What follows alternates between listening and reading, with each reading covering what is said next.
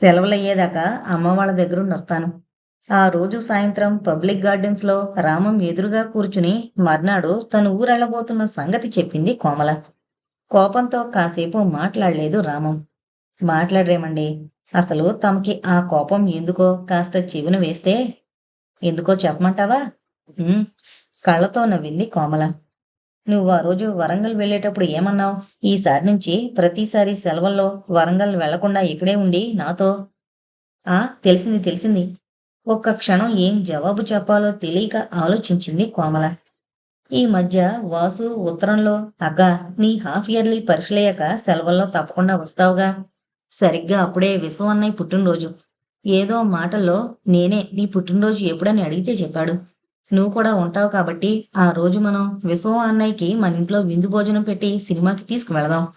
ఆ రోజు కోసం పెద్ద ప్రోగ్రాం తయారు చేశాం. నేను రవి కలిసి హైదరాబాద్ నుంచి మంచి ప్రెజెంటేషన్ ఏదైనా విశ్వం అన్నయ్యకి కొని తీసుకురా అంటూ రాశాడు. అందుకే ఈసారి సెలవుల్లో ఏదో వంక పెట్టి వరంగల్ వెళ్లకుండా ఇక్కడే ఉండిపోయి రామంతో సినిమాలకి షికార్లకి వెళదామనుకున్న తను ఇక్కడ ఉండకుండా వరంగల్ వెళ్ళాలనుకుంటోంది. కానీ ఈ సంగతి రామంతో చెప్పడం ఎలా? తనకెవరూ అన్నయ్యలు లేరని అతనికి తెలుసు. పైగా ఇప్పటి వరకు తను అతనితో విశ్వం తమ ఇంట్లో అద్దెకుంటున్నట్టు చెప్పనే లేదు. ఇప్పుడు ఏదో హఠాత్తుగా తనకో అన్నయ్య ఊడిపడినట్టు చెప్తే విశ్వాన్ని తను అన్నయ్యగా భావిస్తున్నట్టు చెప్పినా రామం నమ్మకపోతే అనవసరంగా మనసులో అనుమానాలు పెంచుకుంటాడు. తనంతా తనే లేనిపోని గొడవ నెత్తి మీదకి తెచ్చుకున్నట్టు అవుతుంది. నేనంటే మొహం మొత్తిందని ఒక ముక్క చెప్పు. ఎందుకు ఆలోచిస్తావు? కర్కశంగా ధ్వనించిన రామం గొంతు విని తల్లడిల్లిపోయింది కోమల మనసు. కంగారుగా చేతిని అతని నోటి మీద మృదువుగా అణిచింది.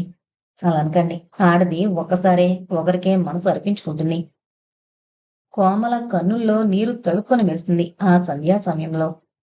అస్తమిస్తున్న సూర్యుని కాంతి ఎర్రెర్రగా ఆ ప్రదేశాన్ని వింత కాంతిలో ముంచుతోంది. గాలిలో ఉయ్యాలలూగుతున్న పూల బాలలు ఆ పరిసరాలకే వింత అందాన్ని తెస్తున్నాయి. మనసు వికలమైపోగా ప్రకృతి కాంత సౌందర్యాన్ని ఆస్వాదించే ప్రశాంతత లేక బరువుగా నిట్టూర్చి తలదించుకుంది కోమల. దూరంగా వస్తున్న వేరుశనక్కాయల కుర్రాన్ని చూపిస్తూ అడుగో మనిద్దరికీ స్నేహం కలిపిన కుర్రాడు అన్నాడు రామం నవ్వుతూ. కళ్ళల్లో నీరు ముత్యాల్లా మెరవగా తలెత్తి సుమబాలలా నవ్వింది కోమల. నా మీద కోపం పోయినట్టేనా? "ఉమ్" అన్నాడు రామం మూతి బిగించి, కళ్ళు పెద్దవి చేసి లేని కోపాన్ని అభినయిస్తూ. కోపం పోతే ఇంకా అలా కోపం నటించడం ఎందుకో కాస్త శాంతించు మహానుభావా. రామం చేతిని తన చేతిలోకి తీసుకుని మృదువుగా తన చెక్కిలికి ఆనించుకుంది కోమల. సరే ఒప్పుకున్నాం అంటూ నవ్వుతూ లేచి కోమలకి తన చేతినందించాడు రామం. తృప్తిగా అతని కళ్ళలోకి చూస్తూ తేలికైన మనసుతో లేచింది కోమల.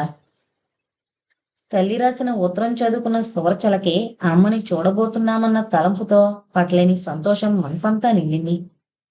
తల్లికి తన మీద కోపం పోయింది, అంతే చాలు. పదే పదే దేవుడికి వందనాలు అర్పించింది. విషయం తెలుసుకున్న రెడ్డి కూడా సంతోషించాడు. ఉన్నట్టుండి చటుకున ఆ క్షణంలో గుర్తొచ్చింది సువర్చలకి చెల్లెలి పుట్టినరోజు ఆ రోజేనని. మీ చెల్లెలి ఊరొచ్చాక నువ్వే 1, 2 సార్లు వాళ్ళ ఇంటికెళ్ళావు గాని తను మన ఇంటికి ఎంతవరకు రానేలేదు. సరే ఇవాళ ఆమె గారి పుట్టినరోజు అంటున్నావుగా, రాత్రి మన ఇంటికి భోజనానికి పిలువు వాళ్ళని. నీకంటే చిన్నది కదా, సంతోషిస్తుంది. నిజమే, మధ్యాహ్నం వెళతాను వాళ్ళింటికి. దాని పుట్టినరోజు నాడే నాకెన్నోసార్లు శుభం జరిగింది. నా చిన్నప్పుడు అది పుట్టిననాడే నాకు పెద్ద గండం తప్పిందని మా అమ్మ వాళ్ళు చెప్పారు. దాని పుట్టినరోజు నాడే మన 2 జీవితాలు ఒకటయ్యాయి. సిగ్గుతో చెంపలు కెంపులు కాగా బరువెక్కిన కన్నులు కిందకి వాల్చుకుంది సువర్చల. తనివితీరా ఆ సిగ్గుల మొగ్గని చూస్తూ ఉండిపోయాడు రెడ్డి. ఓ నిమిషం పోయాక మళ్ళీ అంది సువర్చల. ఈ రోజు దాని పుట్టినరోజు. ఇవాళ కూడా నాకు శుభమే కలిగింది. అమ్మ మనసు మారింది. ప్రేమగా ఉత్తరం రాసింది. అందుకే నా జీవితంలో మరుపురాంది నా చెల్లెలి పుట్టినరోజు.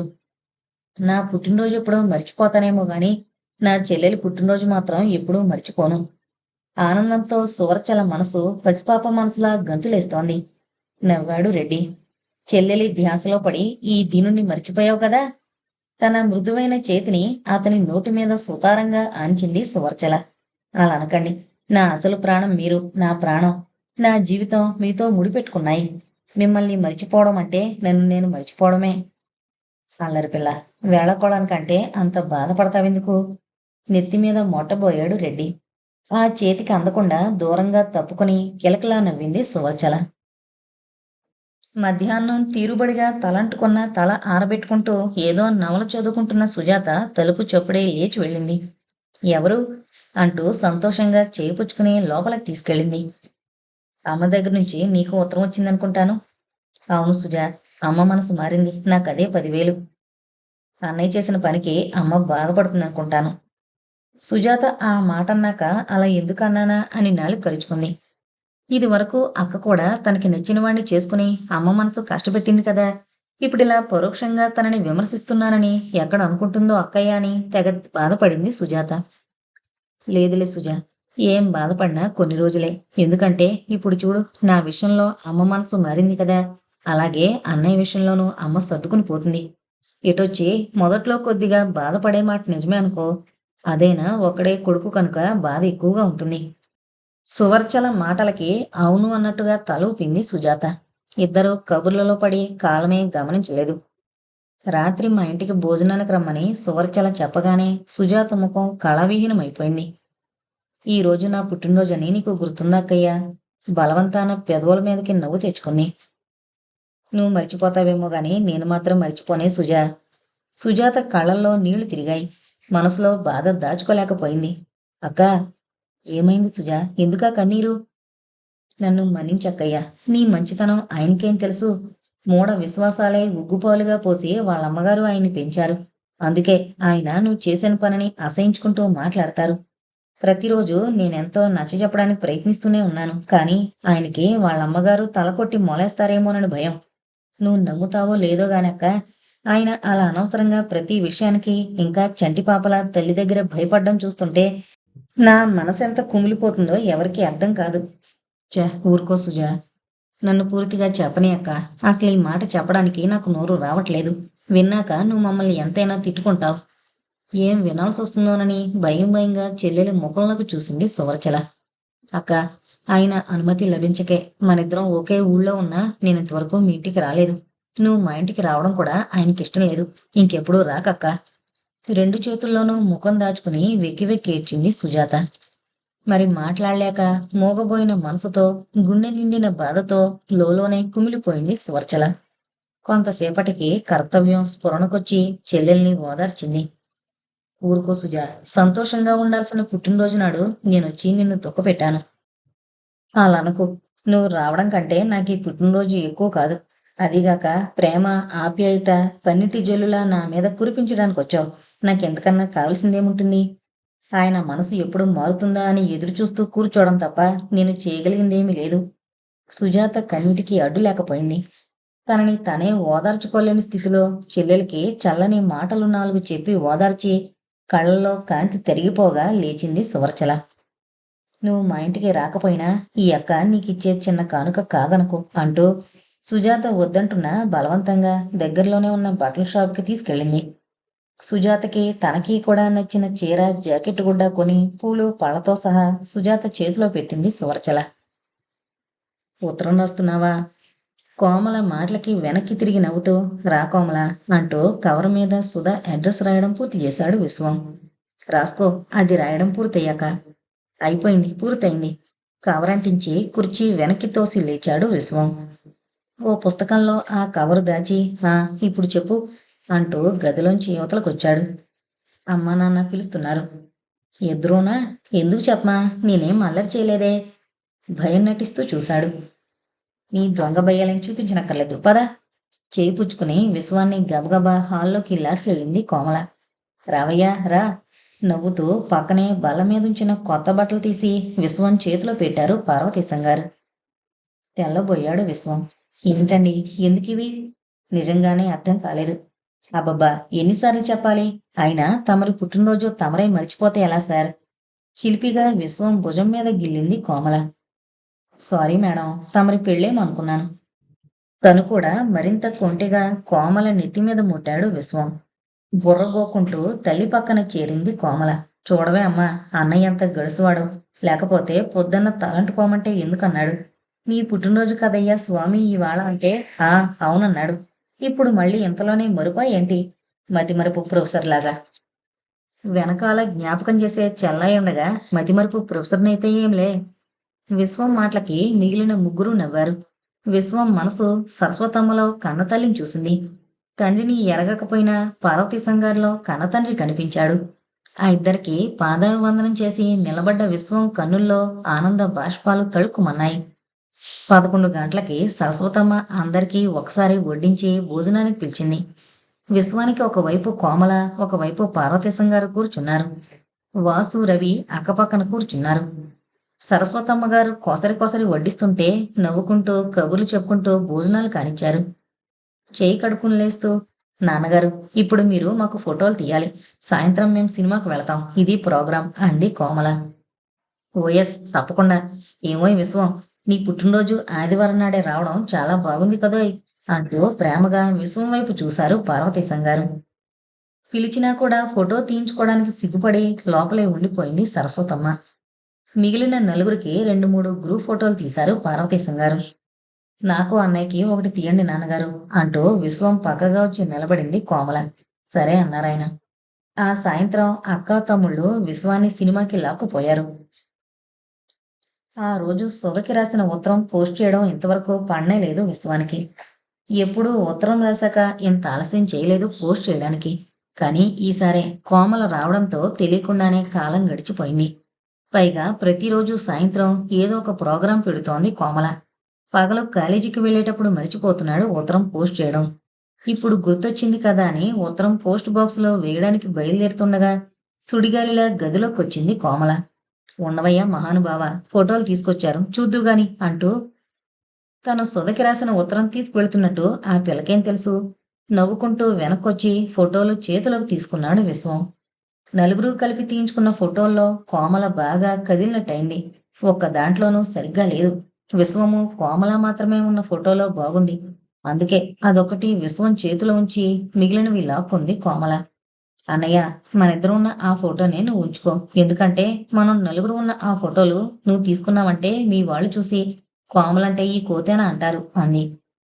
సరే, తమరు ఏదిస్తే అదే నా పెట్టెలో భద్రపరుచుకుంటాను మేడం అంటూ కోమలిచ్చిన ఆ ఫోటో తీసుకెళ్లి తన పెట్టె అడుగుని దాచాడు విశ్వం.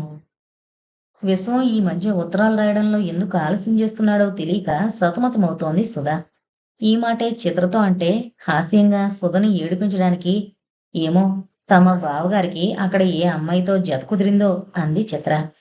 చిత్ర వేళాకోళానికే అలా అంది. కానీ సుధ మనసు మాత్రం కలతపడింది ఆ మాటతో. ఆ రోజు నుంచి ఇదే విషయం ఆలోచిస్తూ అలా జరగకుండా చూడమని 1000 దేవుళ్ళకి మొక్కుకుంటోంది. ఏమో, బావ పెద్ద చదువులు చదువుతున్నాడు. అక్కడ ఏ ఒక్క ఆడపిల్లతోనూ స్నేహం అవ్వకుండా ఉండుంటుందా? స్నేహంతోనే ఆగకుండా ఏ పిల్లైనా బావ హృదయం దొంగలిస్తే, అమ్మో, అలా జరిగితే తను సహించలేదు. తన నిరీక్షణ వ్యర్థమైనట్టే. ఇలా సాగే ఆలోచనలతో తలమునకలవుతున్న సుధా, ఏంటా తీవ్ర ఆలోచన అన్న చిత్ర మాటలకి ఉలిక్కిపడి సన్నగా నవ్వింది. మీ బావ గురించేనా ఆలోచన? పోనీ నీ దగ్గరే కట్టేసుకోకపోయావా మీ బావని? సుధ చెవిలో మెల్లగా గొణిగింది చిత్ర. సమాధానం చిరునవ్వే వచ్చింది సుధ దగ్గర నుంచి. ఏమాత్రం ఉత్సాహం లేని, జీవం లేని ఆ నవ్వు చూసి కలవరపడింది చిత్ర. ఇద్దరూ మెల్లగా పూల మొక్కల్లోకి నడిచి పచ్చని గడ్డిలో చితికిలబడ్డారు. కూర్చున్నాక మెల్లగా అంది సుధ. చిత్ర, నేనొకటి అడుగుతాను, సూటిగా జవాబు చెప్తావా? ఒక క్షణం సుధ కళ్ళలోకి చూసి దృష్టి మరో పక్కకి తిప్పుకుంది చిత్ర. అడుగు సుధా. ఇది నీ మనసులోనే ఉంచుకో. ఇలా నేను అడిగినట్లు మరెవరి దగ్గర అనక సుమా. అసలు సంగతి తెలియక ఆతృతతో అడుగు మరి అంది చిత్ర. మా బావని నేనెంత ప్రేమిస్తున్నానో నీకు తెలుసు కదా.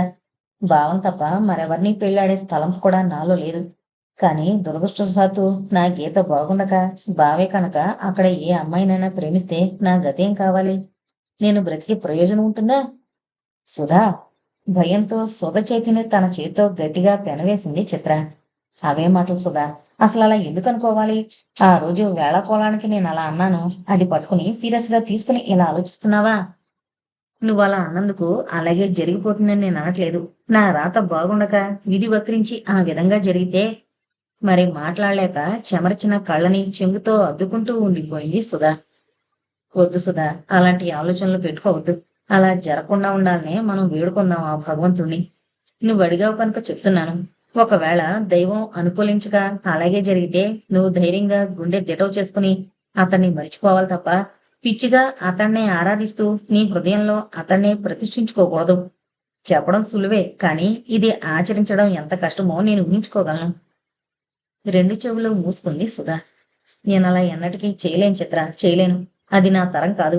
నువ్వు ఆడదానివే, నా బాధ అర్థం చేసుకోగలవు.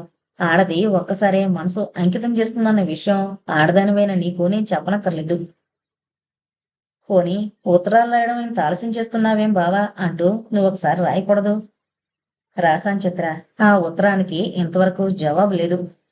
బావుంది. ఒక్కోసారి లేట్ అవుతుంది ఉత్తరం రాయడం. దానికే నువ్వు ఇలా అయిపోతే ఎలా చెప్పు? నువ్వు పిచ్చి పిచ్చి ఆలోచనలు మానుకుని చదువు మీద శ్రద్ధ చూపించు. స్నేహితురాలి భుజం మీద ఆప్యాయంగా చేయి వేసింది చిత్ర. నాకొక వాగ్దానం చేయి సుధా. తన చేతిని ముందుకు చాపింది చిత్ర. చటుక్కున తలెత్తింది సుధా. ఏంటది చిత్ర? ముందు నాకు మాటివ్వు, నేను చెప్పింది ఒప్పుకుంటానని. ఏంటో తెలియకుండా వాగ్దానం ఎలా చేయను? నవ్వడానికి ప్రయత్నించింది సుధా.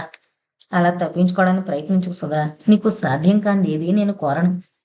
సరే అయితే ఇదిగో మాటిస్తున్నాను. ఏంటో చెప్పు. చిత్ర కుడి చేతిలో తన చేతిని ఉంచింది సుధా. నువ్వు ఊహించుకుంటున్న ఆ దురదృష్టమే సంభవిస్తే నీ ప్రాణానికే ముప్పు తలపెట్టనని. చిత్ర. సుధ కంఠం చలించింది చిత్రంగా. కళ్ళల్లో కదలాడే నీటితో కాసేపు మాట్లాడలేదు. ఏంటి సుధా ఇంకా ఆలోచిస్తున్నావు? కళ్ళతో నవ్వింది సుధా. చిత్ర చేతిని తన చెంప కానించుకుని నిట్టూర్చింది. నీ కోసమైనా నీకిచ్చిన మాట నిలబెట్టుకుంటాను చిత్ర. తేలిగ్గా శ్వాస విడిచి జాలిగా సుధవంక చూసింది చిత్ర. తండ్రి పోవడంతో తల్లిని తన దగ్గరికి తీసుకొచ్చేశాడు ప్రసాదరావు. ఉన్నది ఒక్కడే కొడుకాయే. అందుకే హైదరాబాద్ తప్ప మరో చోటకి వెళ్లడమన్న ప్రశ్నే లేదు యశోదమ్మకి. చిన్నప్పటినుంచి పల్లెటూళ్లలోనే గడిపిన ఆవిడికి హైదరాబాద్ వాతావరణం నచ్చలేదు. ఇదేం ఊరే, ఇదేం మనుషులే అంటూ రోజు కోడల దగ్గర దండకం చదువుతూ కూర్చుంటుంది. ఆ రోజు సాయంత్రం ఆఫీస్ నుంచి కొడుకు రావడమే తడువు పురాణం విప్పింది. ఇదేం ఊరు, మరీ చోద్యం. మన ఊళ్ళో మనుషులు ఇలాగే ఉండేవారా? ఎంత అణిగిమణిగి పడుండేవారు? బొగ్గన వేలేసి గట్టిగా నొక్కుకుంది.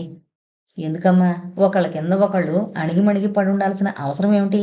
అందరూ మనుషులే. నేను మనిషినే. మన పక్క వాటలో ఉంటున్న బడిపంతులు మనిషే. నేనేదో కాస్త ఆయన కంటే పెద్ద ఉద్యోగం చేస్తున్నాను కదా అని నాకాయన దండాలు పెడుతూ నా అడుగులకి మడుగులెత్తుతాడా? ఆయనకేం పని? ఈ ప్రపంచంలో ఎవరి జీవితం వారిది. సిగ్గుపడాల్సిన పని గాని తప్పు కాని చేయనప్పుడు ఒకరికి భయపడుతూ బ్రతకాల్సిన అవసరం ఏముంది? నువ్వు మర్యాదిస్తేనే అవతలవాడు నీకు మర్యాదిస్తాడు. నీ ఎదుటివాళ్ళు చేసే ప్రతి పనిలోనూ మాట్లాడే ప్రతి మాటలోనూ లోపాలు ఎంచడానికి నువ్వు ప్రయత్నిస్తుంటే నీతో మాట్లాడడానికే ఎదుటి వాళ్ళకి భయంగా ఉంటుంది.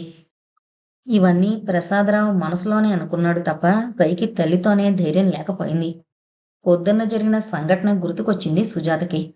పక్క వాటాలోకి చూడ్డానికి వెళ్లిన యశోదమ్మ మాస్టారి భార్యతో ఆశ్చర్యంగా, అదేంటి మీ ఇంట్లో నువ్వు మీ ఆయన నలుగురు పిల్లలు ఉన్నట్టున్నారు? మంచాలు చూస్తే రెండే ఉన్నాయి. కొంతమంది కింద పడుకుంటారా? కిందెలా పడుకుంటారు బాబు? నా జన్మలో ఇంతవరకు నేనెప్పుడు కింద పడుకోలేదు. అయినా చేసేది బడిపంతులు ఉద్యోగమాయే. సంసారం గడిస్తేనే గొప్ప. ఇంకా మిగిలినవేం జరుగుతాయిలే, ఏదో గడుపుకుంటారు కాబోలు అంటూనే అక్కడి నుంచి వచ్చేసింది.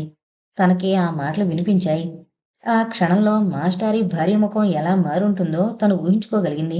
ఆవిడ మాట్లాడిన తీరుకి సిగ్గుతో బాధతో కుమిలిపోయింది తను. తర్వాత కొంచెం సేపటికి పక్క వాటలోకి వెళ్లి అత్తగారి తరపున మాస్టారి భార్యకి తను క్షమాపణ చెప్పుకుంది. ఆవిడ నవ్వుతూ, మధ్య నీదేం తప్పు? అయినా ఇటువంటి ఆడవాళ్ళని నేను ఇదివరకు చాలా మందిని చూశాను అంటూ నవ్వుతూ భుజం తట్టినప్పుడు తేలిగ్గా గాలి పీల్చుకోగలిగింది.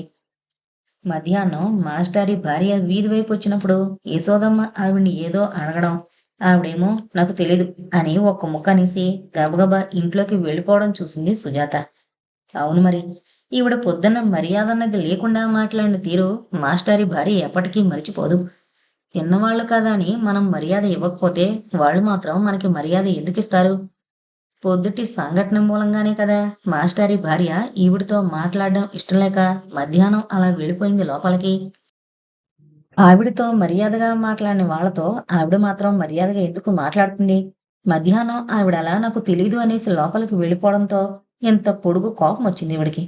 అది దృష్టిలో పెట్టుకునే ఇప్పుడిలా కొడుకు రాగానే పురాణం మొదలు పెట్టిందని కూడా గ్రహించింది సుజాత. కాలేజీలో ఓరకంట విశ్వాన్ని చూస్తూ తెగ సిగ్గుపడిపోయింది అల్పిత. ఎలాగైనా సరే ఆ రోజు ఆమె ఏకాంతంగా ఎక్కడైనా తటస్థపడితే తన మనసులో మాట చెప్పేదలుచుకున్నాడు విశ్వం. ఇప్పటికే ఆలస్యమైపోయింది. ఏవేవో ఊహించుకుని తనని పొరపాటుగా అర్థం చేసుకుంది అల్పిత. అదో రకమైన చూపులతో వ్యంగ్యంగా నవ్వుతూ తనని చూస్తున్న రంగారావు చూపుల్ని భరించలేకపోతున్నాడు. అసలు అందరూ కూడా తన వంక అదో రకంగా చూస్తున్నట్టు అనిపించి తను చేయని తప్పుకు తల్లడిల్లిపోయాడు. ఎలాగైతేనేం సాయంత్రం ఇంటికి వెళ్లే ముందు అల్పిత ఒక్కతే ఉన్న సమయం చూసుకుని నీతో మాట్లాడాలి, ఒకసారి అలా వస్తారా అన్నాడు. ముక్కున కరుచుకుని ఆ మాట కాస్త అనేసి హమ్మయ్య అని తేలిగ్గా గాలి పీల్చుకున్నాడు. చిన్నగా నవ్వింది అల్పిత. ఆ నవ్వు విశ్వానికి వెన్నెల జల్లుల్లానూ లేదు, పిల్ల తిమ్మెరలానూ లేదు. సూటిగా హృదయానికి గుచ్చుకున్న ముళ్ళులా ఉంది. పదండి అంటూ ముందుకు నడిచింది అల్పిత. అల్పితన్న ఆ మాట విశ్వానికి వీణ రావంగానూ వినిపించలేదు, కోకిల గానంగానూ అనిపించలేదు. బెదిరిస్తున్న పొంతులమ్మ గొంతులా వినిపించింది. ఇద్దరూ కొంచెం దూరం నడిచి ఎవరూ లేని ఏకాంత స్థలం చూసుకుని కూర్చున్నారు. మొదట అల్పిత కూర్చోండి అన్నాక అటు ఇటు చూసి తను కూడా చతికిల పడ్డాడు విశ్వం. అతని చెప్పబోతున్నాడోనని ఆసక్తిగా ఎదురు చూస్తూ నేల మీద వేలితో గీతలు గీస్తూ మధ్య మధ్య ఇంకా మాట్లాడ్డాం అనుకుంటూ అతని కళ్ళలోకి చూస్తూ కూర్చుంది అల్పిత. ఆ పిల్ల ఆతృత గమనించే స్థితిలో లేడు విశ్వం. ఎలా మొదలు పెట్టాలో తెలియక తికమక పడుతున్నాడు. చివరికి నిశ్శబ్దాన్ని చీలుస్తూ నా తప్పేమీ లేదు, అనవసరంగా మీరే ఏదో ఊహించుకుంటున్నారు. నా మనసు ఎప్పుడో ఒకరికి అంకితమైపోయింది అన్నాడు ధైర్యం చేసి. అతని మాటలు వింటూనే ఒక్క క్షణం నిశ్చేష్టయ్యే మరుక్షణంలోనే తేరుకుని నిట్టూర్చింది అల్పిత. అవును, అతనిదేం తప్పులేదు. ఎప్పుడు కూడా అతను తనతో చనువుగా ప్రవర్తించలేదు, కూడని మాటలేవీ పలకలేదు. కాని తనే తొందరపడి మనసులో ఏవేవో ఆశలు పెంచుకుంది. అతని మనసు తెలుసుకోకుండానే తొందరపడి ఆ రోజు తను అన్న మాటలకి అతని మనసు ఎంతో నొచ్చుకునుంటుంది. అల్పిత కళ్ళు వెచ్చని నీటితో తడిశాయి. అది గమనించిన విశ్వానికి ఏం చెయ్యాలో ఏం చెప్పాలో పాలుపోలేదు. నన్ను మన్నించండి, మీకు బాధ కలిగించుంటే అన్నాడో నిమిషమాగి మరేమనాలో తెలియక. అబ్బే అలా అనకండి, తప్పు నాది కదా, మీరే నన్ను మన్నించాలి. ఆ అమ్మాయి ఎవరో చాలా అదృష్టవంతురాలు. ఎవరో నేను తెలుసుకోవచ్చా? మామయ్య కూతురు సుధా అదృష్టవంతురాలు. మరోసారి ఆ మాటని తేలిగ్గా నిట్టూర్చి పదండి ఇంకా వెళదాం అంటూ అతని జాబు కోసం ఎదురు చూడకుండా లేచి నడక సాగించింది అల్పిత. ఒక్క క్షణం అల్పిత మీద అమితమైన జాలి కలిగింది విశ్వానికి. మళ్ళీ అంతలోనే ఇప్పుడు ఆమెకేమైపోయిందని, తన జాలికి కారణం ఏమిటి అని తనని తానే ప్రశ్నించుకుంటూ మౌనంగా నడక సాగించాడు. పరీక్షలై ఇంటికొచ్చాడు విశ్వం. అంతకుముందు 10-15 రోజుల నుంచి అనారోగ్యంగా ఉంటోంది ముకుందరావు గారికి. ఆ విషయం ఉత్తరాల ద్వారా తెలుస్తూనే ఉంది విశ్వానికి. అందుకే ఒక పక్క కాస్త టైం కూడా వృధా చేయకుండా పరీక్షలకి చదువుతూ, మరో పక్క మావయ్య ఆరోగ్యం కుదుటపడాలని భగవంతుణ్ణి వేడుకుంటూ వికలమైన మనసుతో సుధకి ఉత్తరాలు రాయడంలో కాస్త అశ్రద్ధే చేశాడు. ఇంటికొచ్చినా కూడా సుధతో ఎక్కువసేపు కబుర్లు చెప్పాలని ఉన్నా కూడా మావయ్య అనారోగ్యంతో బాధపడుతూ ఉండడం వల్ల ఆయన మంచం పక్కనే కూర్చుని ఎక్కువ కాలం గడుపుతున్నాడు. ఇది మరోలా అర్థం చేసుకున్న సుధ మనసు గాయపడింది. అనుమానంతో రోజురోజుకి కుంగిపోతోంది.